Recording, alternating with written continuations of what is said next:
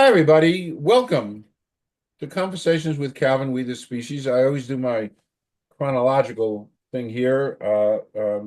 We're winding down the end of February. And actually, I was out this morning doing some legwork, helping a friend of mine prepare a talk he's going to do about sports. And I inhaled and I smelled spring in the air. That unmistakable New Jersey smell of spring in the air. And it's nice. And I have no complaints because we haven't had snow snow in 6 or 7 or 8 years. It just doesn't snow anymore. And whatever the reasons, I don't get into it, global warming, whatever. But it was nice. So I'm all kind of psyched up. And I'm with Cathy Astl. And I'm really looking forward to this for a whole bunch of reasons, because Cathy and I are members of the Bold Authors Network that is administered by Kae Wagner. Kae Wagner is a best-selling author in her own right. And she has this group, Bold Authors Network. We meet on Mondays. And I've done 3 of these, and that's where I met Cathy. And this is great stuff because Cathy and I, we're indie authors, and that's part of our bond. We're Yes. indie authors, and one thing I've learned this past year being an indie author, and I always have to show there's a tortoise in my hair, Journey of Spirit, my Kirkus Star novel. This past year, I kind of fumbled around, and then the universe brought me to Kay, and then of course now to Cathy. But Kae Wagner has been very instrumental in these past 3 weeks in setting me out on a whole different path, and then Cathy saw that I was a podcaster, and one email later, here we are. Yes. And what's so interesting about this interview is Cathy's historical fiction, talking about a part of America that I knew nothing about, except a couple of little blibs and blabs. But the Great Smoky Mountains, she writes historical fiction, and we'll talk about it. But I started reading Home of the Soul, a novel of the Walker sisters, last night. And Riveting, gripping. We'll talk about this. And I'm saying to myself, my God, this is part of America. And Cathy, this is your niche, and you're so good at it. And this, armies of people know nothing about this, including myself. So that's why this is a special interview. And your background with you're an English teacher, and your master's degree in English and stuff, and all of this. So I'm done with my monologue. I hope people will grasp into this, because this is going to be fun stuff. So, Yeah. without further ado, Cathy, why don't you do a little background, a little bio, and we'll jump into the Great Smoky Mountains. That sounds wonderful. My favorite happy place, the Great Smoky Mountains. Well, first of all, shout out to the Bold Authors Network and Kae Wagner for hooking us up and getting us together. I'm very appreciative. And so, academically, yes, I have a master's degree in English. I teach college English, English Composition 1 and 2, and AP English Language in a high school. And but I spent 27 years as a paralegal. And I also have a degree there. So you're wondering, well, how did I become an author? So I've had 2 parallel lives. I've been writing my whole life. I wrote a column in a paralegal magazine. I wrote for some local neighborhood like newsletters. I wrote a couple of paralegal textbooks. But then I got to a point where I've always wanted to write about the Great Smoky Mountains. And I have a personal connection to the Great Smoky Mountains because my father's side of the family comes from Western North Carolina, the Smokies, and we trace them back to the 1700s, which Wow. I find amazing. We Wow. came from Abernathy, Scotland. And that's my maiden name, Catherine Abernathy Astl. And they came here in the 1700s, settled in the Appalachians. And most of them, I have hundreds of cousins. They've never really left. So I have a personal connection to what I write about. Um, and that's really what sparked my interest. So that's kind of like my little background. I've worked, legal profession and all of that, but I was always writing, and I'm still doing that. And now it's taking over more and more of my life, which I'm very thankful for. So I'm writing a lot, marketing a lot, and I am very happy about that. That's one of my goals in life, and it's here. So I'm embracing it with everything I've got. Okay. The Great Smoky Mountains, again, I like to think I'm fairly up on history and stuff. That's one of my things, but we talked about it before. Um, can you give us just a little bit of a history of the Great Smoky Mountains? I was completely unaware, and we know there's a national park. Yes. But the Great Smoky Mountains National Park is the most visited national park. I didn't know that. So where are they Visited national. located? Give a little bit of a history. Sure. Well, you're right. The Great Smoky Mountains National Park straddles Tennessee and North Carolina, and it is the most visited national park in America. And the site, Cades Cove, is the most visited site within the national park. Oh, They have international visitors. People come from all over. 12 million people visit the Great Smoky Mountains National Park every year. So wow. there's huge interest in it. It's a beautiful park if you've never been there, just the creeks and the lush beauty and the human history that's there. So long time ago, the Cherokee Indians used to live there. They went through all of the Smoky Mountains National Park, but they never what would become the park. But they never truly settled. Like for example, in Cades Cove, they kind of roamed around a lot. So the first real settlers came in 1818. The first white settlers there. But kind of going back, this Great Smoky Mountains, you might think, why are they smoky? Yeah, why? What is smoky?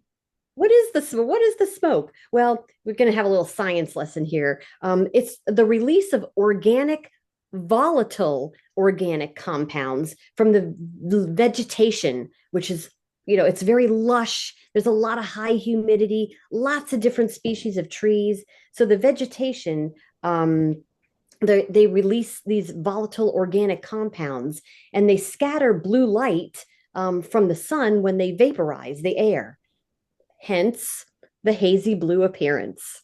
Now, the Cherokee called it Shikanahay, which is their Cherokee word for place of blue smoke. Interesting. And so, or the land of blue smoke. So, when the settlers came, they kind of caught on to that, and they called them the Great Smoky Mountains. They kind of feed into the Blue Ridge Mountains, the Blue Ridge Parkway, all that. But it's basically the Great Smoky Mountains, and that's why they're smoky. Okay. No, that was my next question. You answered it. That's good. So people know, I picked out a couple of interesting people who came from Great Smoky Mountains. One of them is Dolly Parton. Yes, we love our Dolly. Yeah, Yes. one of the great songs. It's funny, I'm watching a series now, and they played 9 to 5. Great song. Oh, love it. Yes. Great song. So Dolly Parton came from there. The Walker sisters, whom I'm beginning to read about myself. We're going to talk about Home of the Soul, which I started reading last night. The Walker sisters, Black Bill Walker. I mean, these are not common household names. Popcorn Sutton. Do you want to say anything about any of these, or we'll wait till? Sure. Well, we'll maybe wait for Black Bill and the Walker Fine, sisters. fine. But Dolly Parton, of course, she hails from the deep in the Smoky Mountains, and of course, she has Dollywood and all of her music, and she loves the Smoky Mountains. I mean, I love the Smoky Mountains. It's completely in my soul. Like you're there, and you could breathe in the mountain air and look at the crumpled up peaks that are tumbling all into each other, and you just feel at home. Somehow your soul knows it's home. And I know Dolly Parton thinks that way too. Popcorn Sutton, I have a I have a mind to write a book about him one day. He was a famous moonshiner.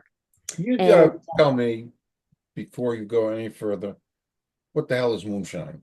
I don't know what it is. I mean, I know it's illegal. in I fact, it is, well, actually, the manufacture is not illegal. The not paying taxes on it, that's the illegal part. oh, But it's okay. basically whiskey. Whiskey.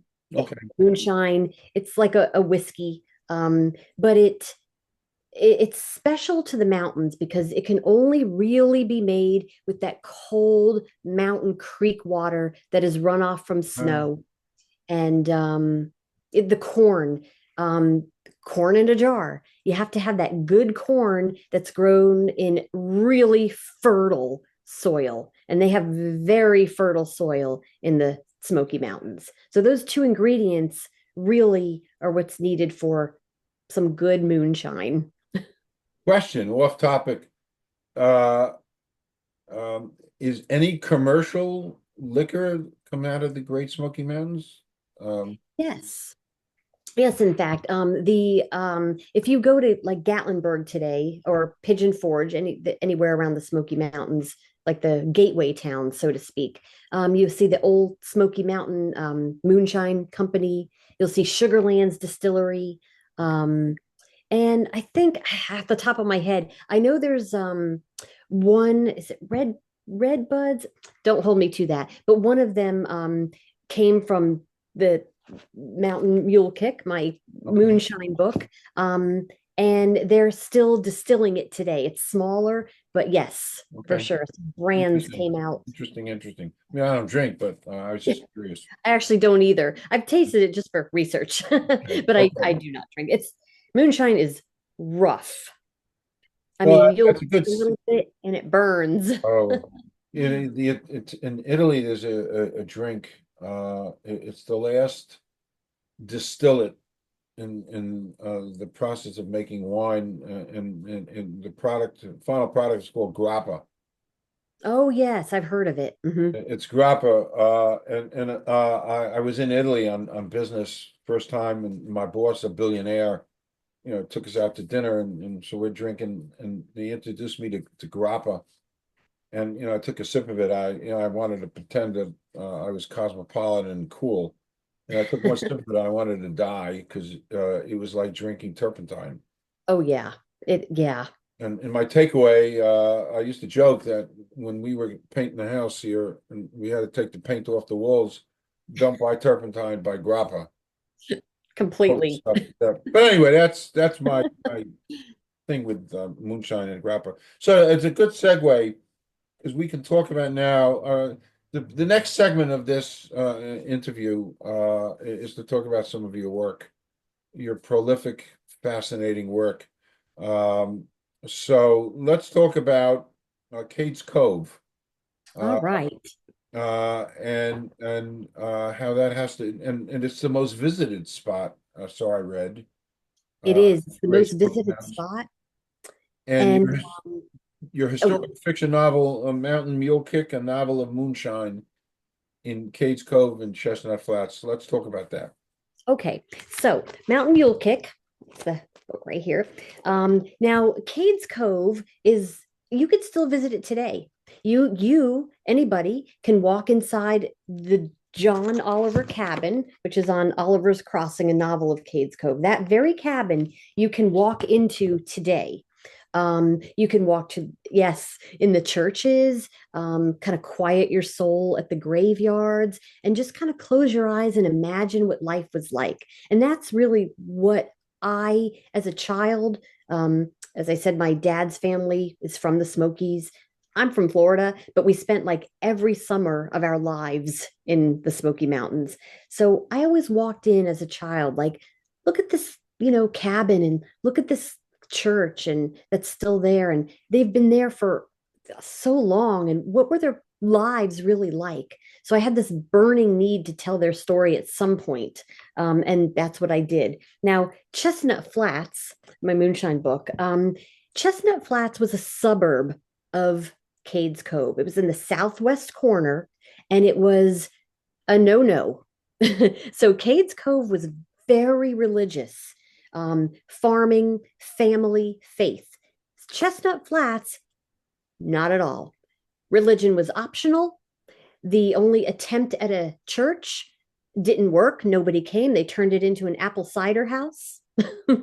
And it was where throwing, gambling, girls who strayed too far from their mamas, what they call it, and moonshine. There was never more than like 50 people in Chestnut Flats, but it was the place where you didn't go if you were a good Cades Cove person. But that's where some of the best moonshine in America came out of. And I had fun, so much fun researching Mountain Mule Kick. So a couple of things, like how did they hide it? I had to do a lot of research. How did they hide the moonshine? Yeah. They would prick an egg on both sides, blow out the yolk, kind of Oh, tamp, wow. yeah, bottom, and pour in the moonshine and deliver your eggs. Wow. That was really cool. And Brilliant. I was brilliant. I'm telling you, they were very resourceful.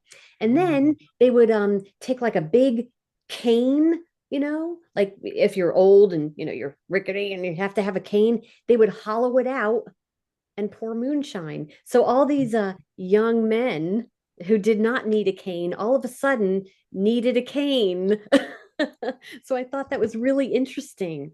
Another thing, I mean, the research was fascinating. I'm like, oh, I've got to put this in my book. Whiskey was, or actually wine and whiskey. Whiskey, of course, was seen as different from wine. And of course, wine is used for religious purposes. So what did those resourceful moonshiners do? They put on a nice little priest collar and their nice black jacket if they can get it. And they said, you know what? I'm using this for religious purposes. And it was moonshine, but nobody would say, hey, priest, prove it, So yeah, they pretended they were priests to hide the moonshine. So all of this, it was very ingenious. It was really amazing. And a couple of other things like you know the stills, they had the smoke, right? And that was what, the revenuers were all around the mountains and they said, oh, there's smoke, that must be a still, we're going to go get them and get our taxes. Oh, no, no, no, what they did, they put a pipe from their still and put it into the creek, so the smoke went into the creek. No smoke, they were, so that was pretty amazing. Yeah. What interesting stuff how they did this.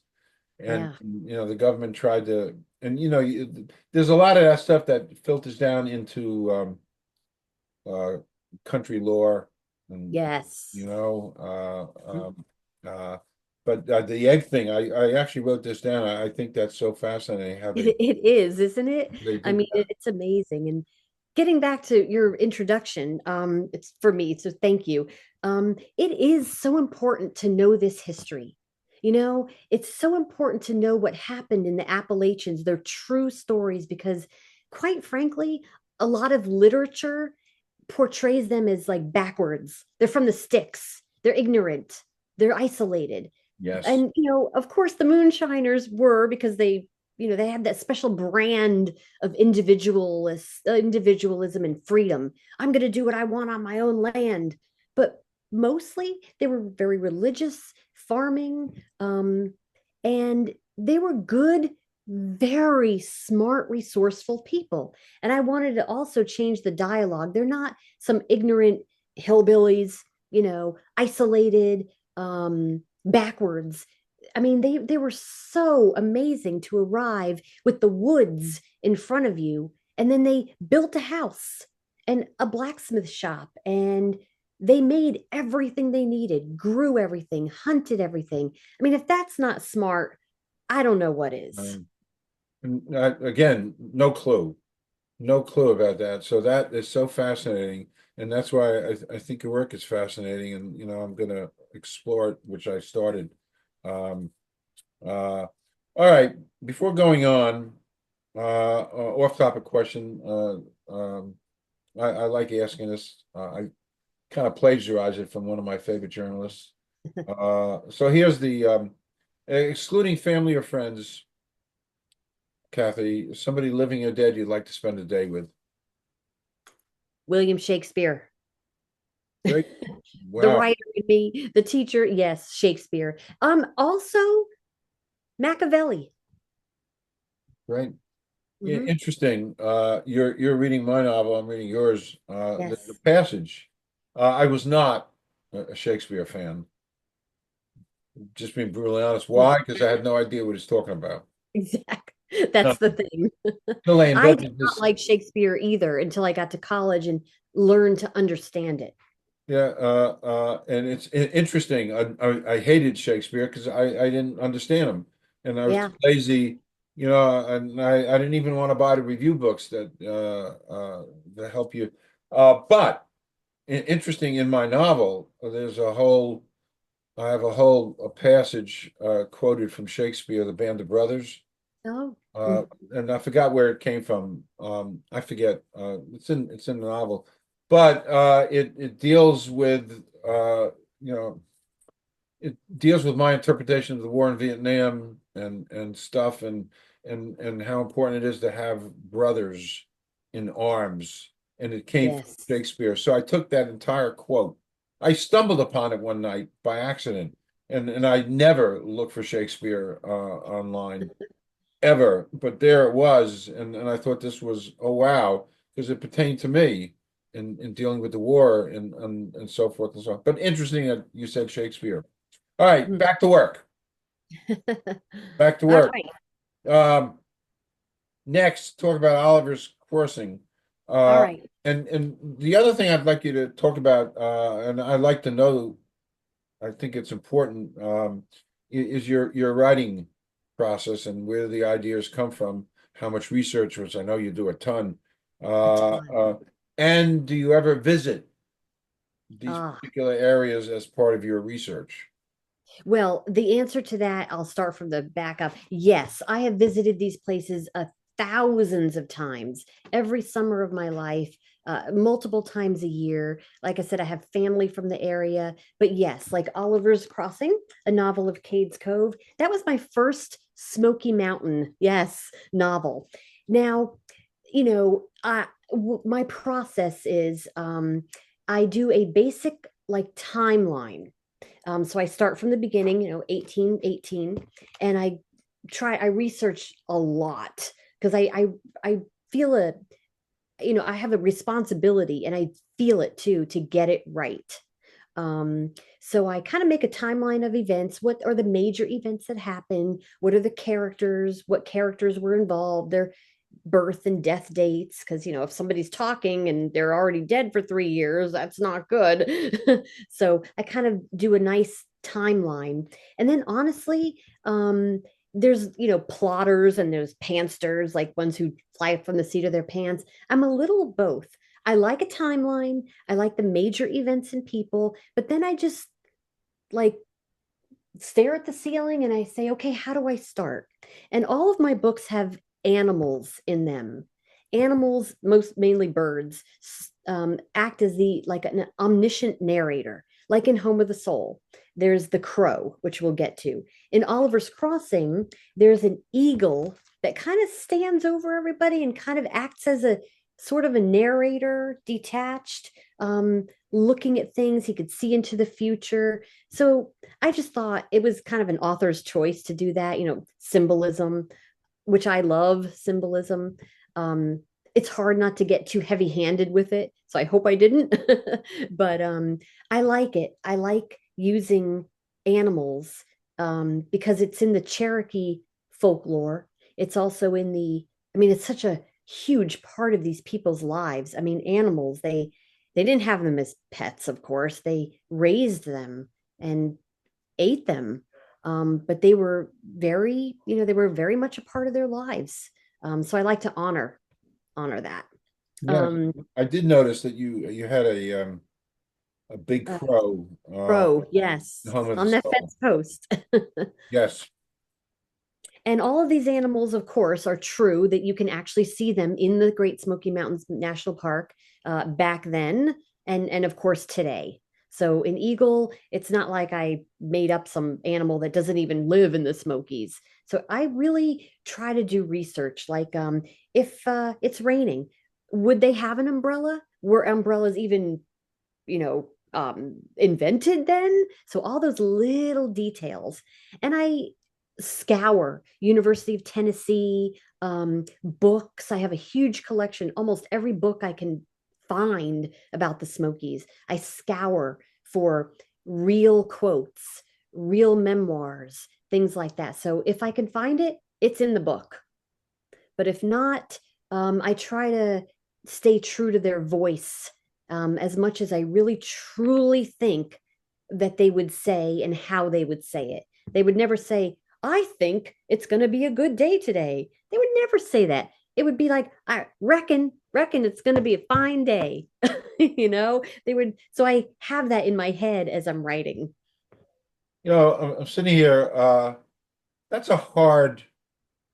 I mean, listen, I've written two novels. It's a hard. What you're doing, according to Bob Dylan, is a hard rain because It is you hard. have to be on top of your game the whole journey of writing, Oh, yeah. in keeping with the historical significance and meaning and the dialogue. So this is not an easy write. You have to really stay on top of things Yes. to keep it accurate. Uh, And that's where like my legal background comes into play. We had to be very meticulous, every single word in a contract, and look at the little details and the whole picture. So my legal background definitely helped with that. My teacher background helped with that. And it's like sort of, I say it's easier and harder. Easier because the story's already there, the place is there, the characters are there, what happened is there, it's already there. right? But to bring it to life accurately and in an engaging way. I mean, let's face it, history to me is fascinating, but not a lot of people read history books. Like I do, but let's face it, not a lot of people do. So to make it interesting and get in the characters' souls and what they were really thinking and doing, and to make it an engaging story, it is hard. And every little detail has to be right. I do go through my books 10 to 15 times. I look for dates, I look for people, I do I'm very meticulous. Luckily, I kind of like that. It kind of feeds my, perfectionism. But it is tedious It's and tedious. As a fellow writer, I just take the easy way out. I write about contemporary times, my times, and there's nothing, you just spit it out, but you yeah, can't spit anything out. You gotta have it, it's gotta fit. It's gotta yes. fit that description, and it's gotta Mhm. fit the time period, it's gotta fit the mountains, it's gotta fit the people. Wow. And we're talking, I'm kind of processing this. Saying to myself, this is a hard, it's a hard job. So it is a labor of love. Oh, completely. I mean, like I said, my personal heritage, half of my personal heritage is there. Um, but I love the Smokies. I mean, they're just so beautiful. The animals, the human history. There's so much that happened before it became all of ours. It became our park. But before it was ours, it was theirs. It was a lot of families, and they lived and loved and had tragedies and triumphs and Christmas and holidays, and they lived their lives Are right there on the soil. to your knowledge, are there any movies then and now that depict life in the Great Smoky Mountains? There's a book called Christie, and I Uh-huh. believe it was made into a movie. Um, Okay. and that is a good one. I think that was set in Cade's Cove or very close to it. So it's called Christie. I Uh-huh. think it was made in the 60s, 70s. I'd have to I'll research. check it out. I'm just Yeah. curious. kind of But curious. not a lot. Not a Not a lot. lot. No, I mean, I Cold Mountain comes to mind, and it's in the general mountains, but like the Smoky Mountains, um, there hasn't been a lot of literature on it. There are books about it, but like no real historical fiction where it brings it to life. And that was my thing. I wanted to, how did they really live? You know, what did they do every day? How did they celebrate Christmas? How did they bury their dead? You know, how did they deal with a bad corn crop? You know, what did they do? And that kind of stuff fascinates me. It's hard in this day and age to get people like one of a big compliment that was said to me was your books are just like Little House on the Prairie books, but for adults. And that, I mean, I loved Little House on the Prairie growing up, but it's hard to get people interested in that simple, quiet, pioneer, you know, simple, hard life, but it was a beautiful life as well. And I think there are so many lessons to be learned from these people: resilience, strength of character. They did recognize how beautiful their mountains were. It's all over their memoirs. The mountains are beautiful. We're rooted to the soil. We're married to our land. They recognized it. And I think visitors today would definitely feel that and recognize it too. But the lessons, I mean, just the resiliency and the strength and the resourcefulness. What do you do when you need new shoes and there's no store? You know, you have some leather, you have an old saddle, you make them into shoes. You do what you can, or you do Wow. without.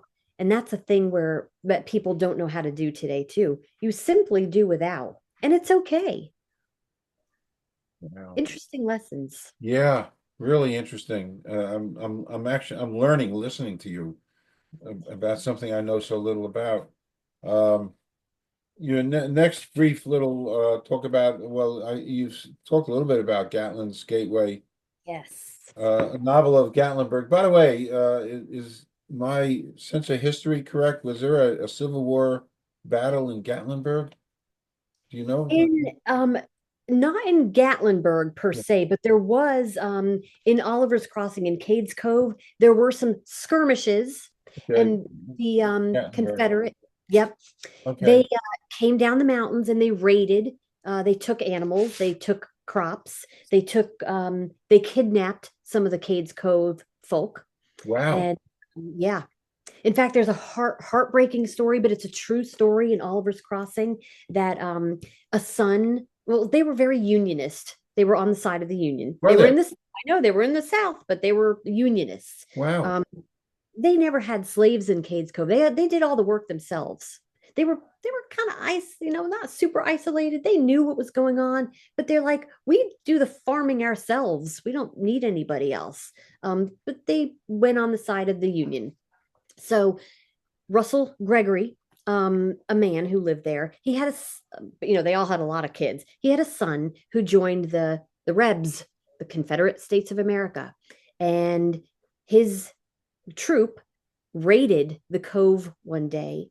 And of course, his father saw his son and was completely heartbroken. How could you do this to me? And then one night, there was a like they were on what do you call it? On watch, and Russell Gregory, the father, shot his gun, you know, warning.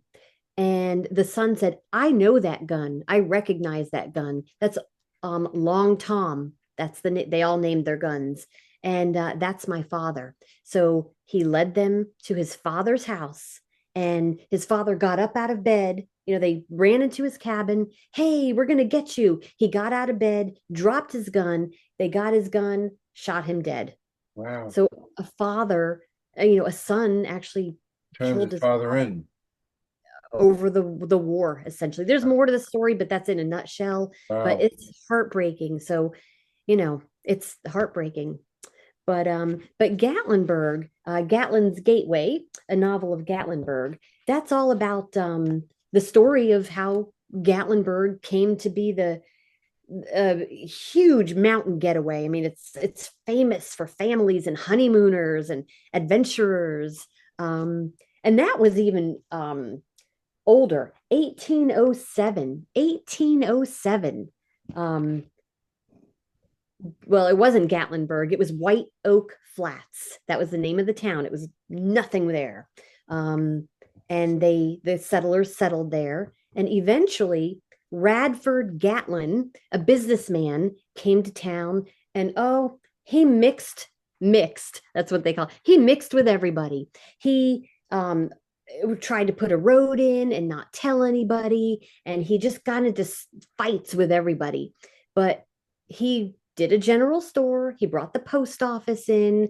He got a road that now people were starting to know White Oak Flats, and they named it Gatlinburg, for him, even though they ran him out of town. Because, if you don't fit in, you're going to be run out of town at some point. So it's a Wow. fascinating story. Interesting, interesting. Um, really is interesting stuff. So I started reading Home of the Soul, Yes. uh, and of course I always take notes. Um, Home of the Soul, I started reading that. I have it on my Kindle. Thank Uh, you. Yep. Right here, uh, Home of the Soul.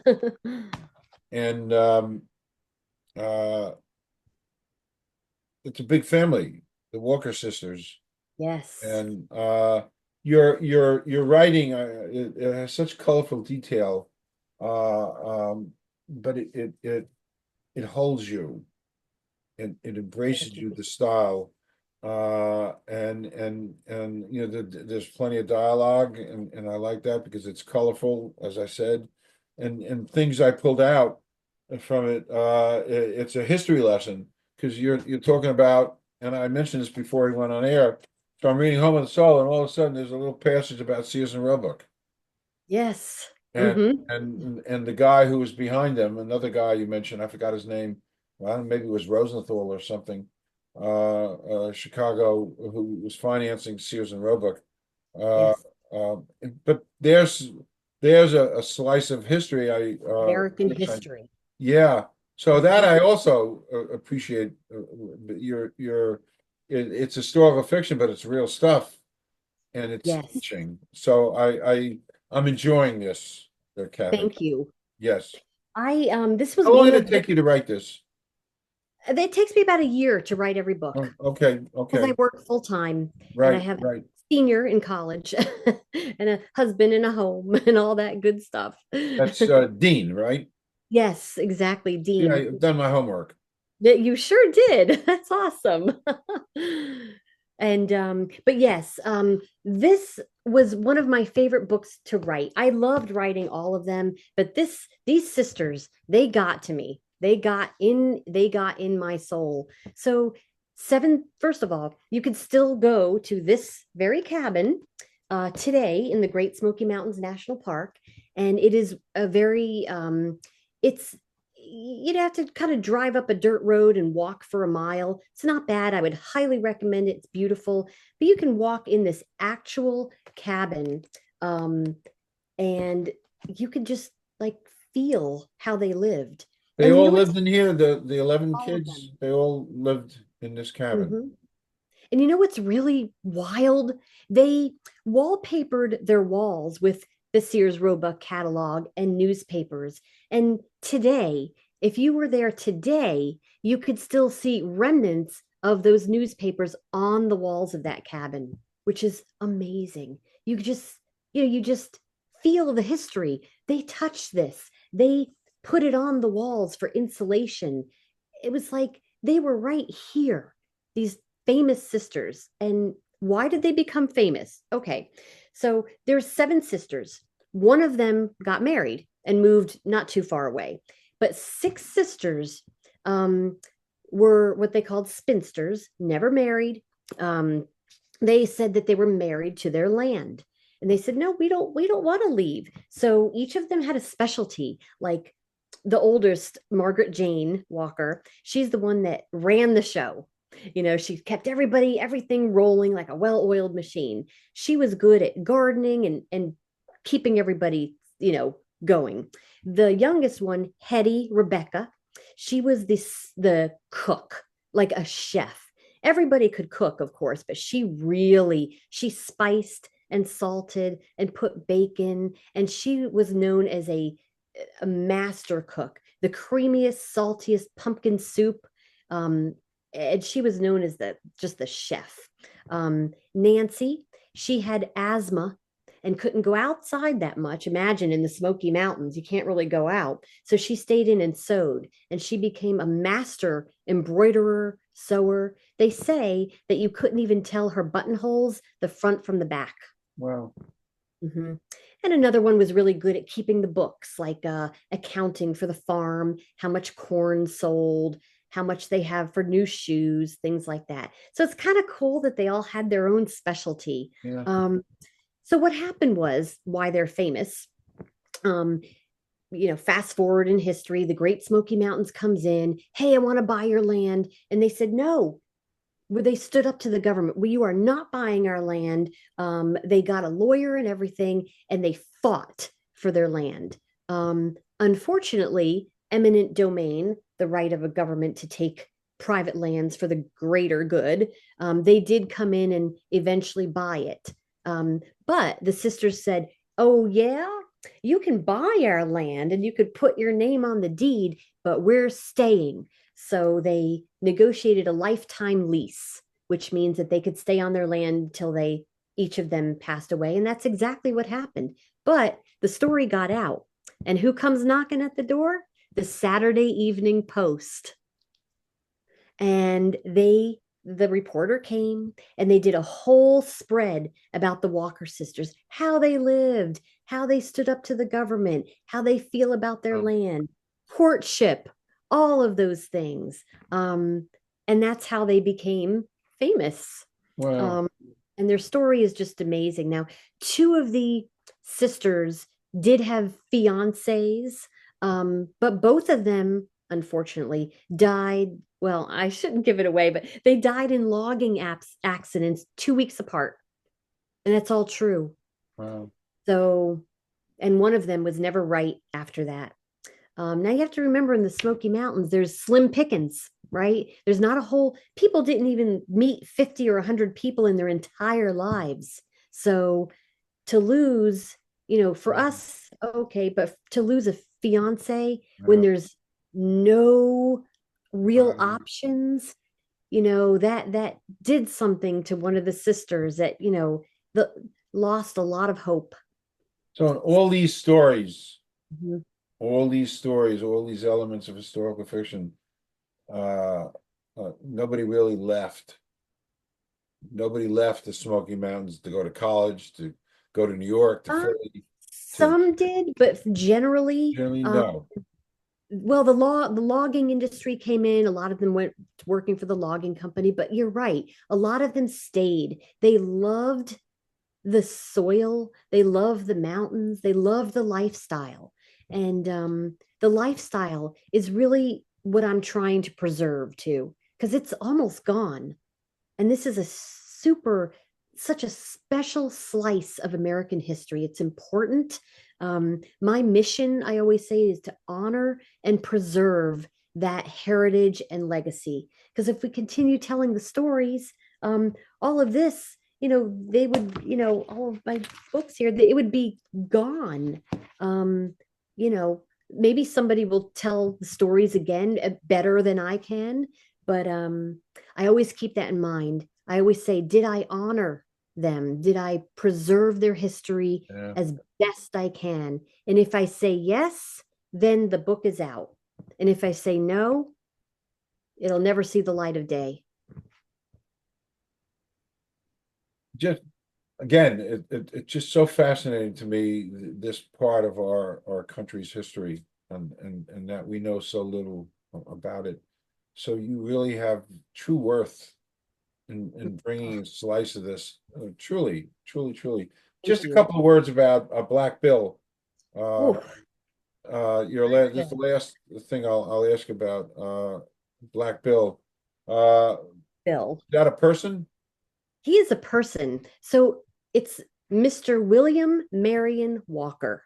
but everybody called him Black Bill. Couple of reasons. Number one, he was a blacksmith, black blacksmith, Black Bill. And two, he was very swarthy, like a swarthy kind of darkish, complexion. He was definitely a mountain man, Scots Irish descent, but he was very tall, very broad, very charming. He was very swarthy. So a couple of reasons why they called him Black Bill. He was known as Black Bill throughout the area, hugely famous in his time. Why? How many wives do you think he had? Probably a bunch Well, he had three at the same time. at Now, the same a time. lot of people, it's the mountains. Women died in childbirth. It was very, quick. Men married again because they had to. They had to have someone take care of the kids and cook and all that stuff. They had to have help. But Black Bill followed they were all very religious, except for the moonshiners. But he followed the stories in the Bible of Solomon and David, and he's like, "Look here, they had more than one wife. They had 700. It's in the Bible. That's what God wants me to do." So he had three, we think, three official wives all at the same time. Oh, And it was amazing because, I've never really watched Sister Wives, but I know it's a show, and the women get together, polygamous relationships. But here's somebody in the mid 1800s in Tennessee, no less. Okay, let's picture the scene: 1800s Tennessee, um, who had three wives at the same time. Now, did they all get along? Yes, they did. The first wife was like, you know what, I could use the help. I agree. She had some qualms, but generally they all worked together. And I think they worked together because a very practical thing. They each had their own cabin. huh. Can't all live together. They each had their own cabin. They each had their own space. So the first wife and the kids, they were there. The second wife and the kids, they were there. And the third wife and the kids. So he stopped counting at 26 children. So today, there are a lot of walkers, a lot of descendants of Oh, Black Bill Walker. But I loved him. I mean, you might think, oh, this is terrible, but I loved him. You know why? He took care of everybody. He was a charming, good guy, worked hard. So I loved him. I love him. I really do. And if a good fun fact for all the visitors out there who are going to go to the Smoky Mountains, Black Bill, it's on here, had a famous rifle, and it was called Old Death. Old Death was probably more famous than the man himself. Now, Old Death, the rifle, is going on display this summer at the Great Smoky Mountains Heritage Center in Townsend, Tennessee, which is literally you're in the town of Townsend and you drive into the Smoky Mountains National Park. So if you could go see the actual gun that he held, that's pretty cool. Artifacts, which I think is pretty neat. You could tie the book, to a real artifact. And yeah. I think that's very cool. What a body of work you've put together. Utterly fascinating. Truly, truly, truly. We're going to wind down now. Just I always like to kind of wrap this up and jump a little bit off topic, completely off topic. But I like this for lots of reasons. So tell me some of your off topic. Tell me some of your favorite movies. Okay, so I am the quintessential girl when it comes to movies. So I love Hallmark Christmas movies. I really do. I know they're all the same, but they're heartwarming. But I like a lot of different kinds of movies. I love historical movies, of course. I actually recently saw Conclave, and that was fantastic. But I love the old ones. I love Dirty Dancing. I love Grease. I love Forrest Gump is pretty much my favorite movie. I love Forrest Gump. There's just, like I said, there's like kind of like my books. There's just so many little lessons in there in just living. I love it. I like it too. I just watched it the other night. Oh, I interviewed the bus driver. oh, The bus, her name is Siobhan. I forgot her last name. She's Irish, obviously, and so that was her role in the movie. She's in the beginning of the movie when she takes little Forrest on the bus, and at the end, the child, Forrest, yes. the child. Mm, I didn't interview her for conversation with Kevin. I interviewed her because they were working on a project, and they asked me to interview her. So kind of cool. Uh, that's really cool. so I love that movie. And actually, in my novel, there are references to the character because, in some ways, the character in my novel is a little Forrest Gumpish. He's walking around in Manhattan and he bumps into Bernie Sanders, and they sit down and they talk about politics and stuff on a stoop. So he's the character, and that's true. The character is always getting himself into Forrest Gump uh, situations. Congratulations. So Yeah, I love it. Oh, that's great. anyway, Kathy, we've done some good stuff here.